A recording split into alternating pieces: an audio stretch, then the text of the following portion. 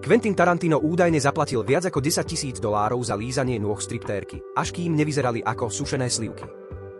Bývalý producent CNN odsúdený na 19 rokov väzenia za donúcovanie 9-ročného dieťaťa k sexuálnym aktom. 53-ročný komik Tom Binz, ktorý sa objavil v relácii na kanále 4, sa vyhol väzeniu potom, ako sa priznal k sťahovaniu obrázkov zneužívania detí.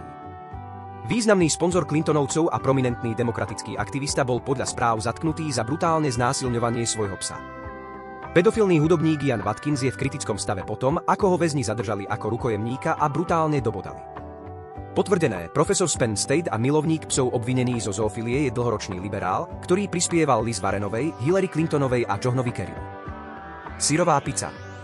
Masívna sieť pedofilov na Instagrame.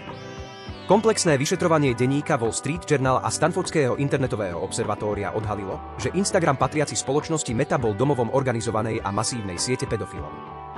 Administratíva Obama-Biden spojená s úkrytom Ghislaine Maxwellovej v dome, kde ju zatkli. Správa Ministerstva spravodlivosti uvádza, že smrť Jeffreyho Epsteina bola samovražda bez vonkajšej účasti, nedostatok bezpečnostných kamier a nedostatok personálu vo väzení mu umožnili obesiť sa. Žaloba obvinuje miliardára Leona Blacka zo znásilnenia 16-ročnej dievčiny, ktorú mu údajne predal Jeffrey Epstein. Ach jaj.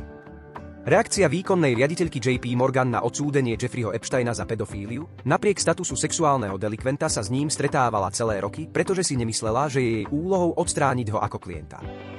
Prvý zvolený transrodový štátny zástupca v krajine zatknutý pre obvinenia z detského porna. Kalifornskí demokrati zablokovali návrh zákona o trestnosti obchodovania s deťmi.